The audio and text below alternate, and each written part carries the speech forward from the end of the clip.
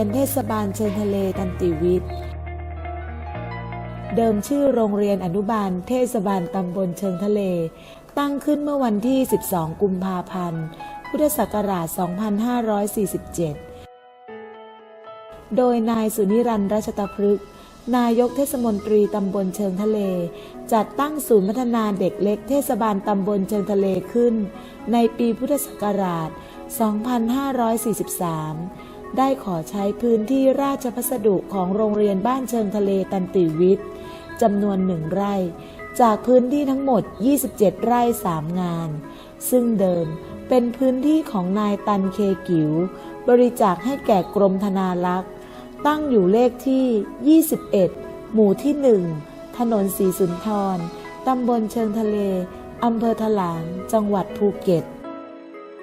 เปิดสอนในระดับอนุบาลจำนวน 2 ห้องเรียนผู้เรียน 45 คน โดยมอบหมายให้นายสุเมธ กิจเวชผู้อำนวยการกองสาธารณสุขและสิ่งแวดล้อมในขณะนั้นเป็นผู้ดูแลวันที่ 1 ตุลาคม พุทธศักราช 2547 รับโอนย้ายนางสาวจินตนาคงเหมือนเพชรมาดำรงตำแหน่งผู้อำนวยการกองการศึกษาและรักษาการแทนในตำแหน่งผู้อำนวยการสถานศึกษาได้ขอเปลี่ยนชื่อโรงเรียนอนุบาลเทศบาลตำบลเชิงทะเลเป็นโรงเรียนเทศบาลเชิงทะเลตันติวิทย์และก่อสร้างอาคารเฉลิมพระเกียรติครองสิริราชสมบัติครบ 60 ปี เปิดสอนในระดับชั้นประถมศึกษาจำนวน1 ห้องผู้เรียน 26 คนที่ผ่านการสอบคัดเลือกภาคความรู้และสัมภาษณ์80%ขึ้นไปจัดการเรียนการสอนตามหลักสูตรกระทรวงศึกษาธิการเป็นห้องเรียนพิเศษหลักสูตรภาษาอังกฤษ English Program มีครูชาวต่างชาติสอนกลุ่มสาระการเรียนรู้ภาษาอังกฤษวิทยาศาสตร์คณิตศาสตร์และสุขศึกษาเป็นภาษาอังกฤษวันที่ 1 ตุลาคม พุทธศักราช 2550 ได้แต่งตั้งนางสุภัตรามาแจ่มเป็นผู้อำนวยการสถานศึกษาและได้จัดการเรียนการสอนในระดับชั้นอนุบาลและประถมศึกษาหลักสูตร English Program นอกจากนี้ยังได้มีการก่อสร้างอาคารอนุบาลและอาคารตันติวิทย์เพื่อรองรับผู้เรียนระดับอนุบาลและระดับชั้นประถมศึกษาที่มีจำนวนผู้เรียนเพิ่มมากขึ้นทุกปีนโยบายการศึกษาจัดการศึกษาเพื่อเรียกเด็กคืนถิ่น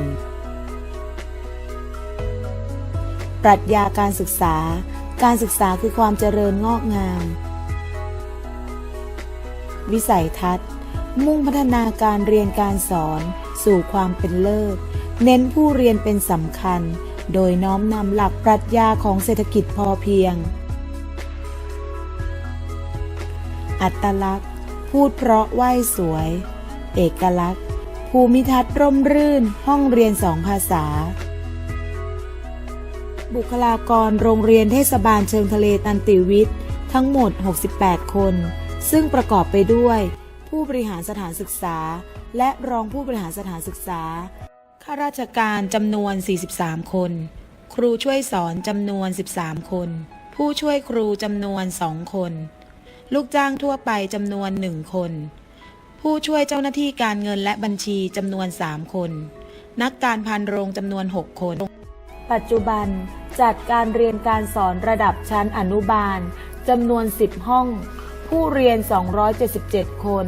ระดับชั้นประถมศึกษาตามหลักสูตรกระทรวงศึกษาธิการเป็นห้องเรียนพิเศษภาษาอังกฤษ English Program 12 ห้องตั้งแต่ระดับชั้นประถมศึกษาปีที่ 1-6 ผู้เรียน333 คนสอนตามหลักสูตรกระทรวงศึกษาธิการจำนวน19 ห้อง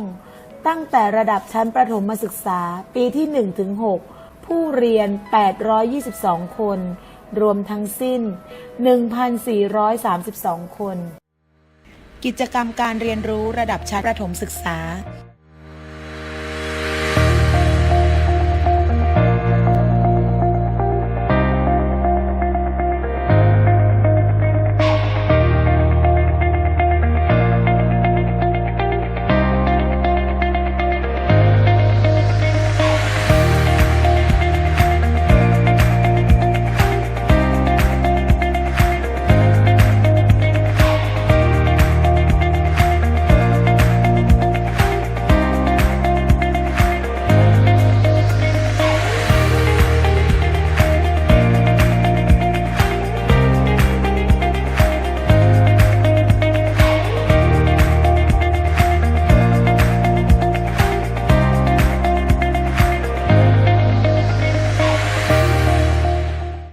ลงานที่ภาคภูมิใจของโรงเรียนเทศบาลเชิงทะเลตันติวิทย์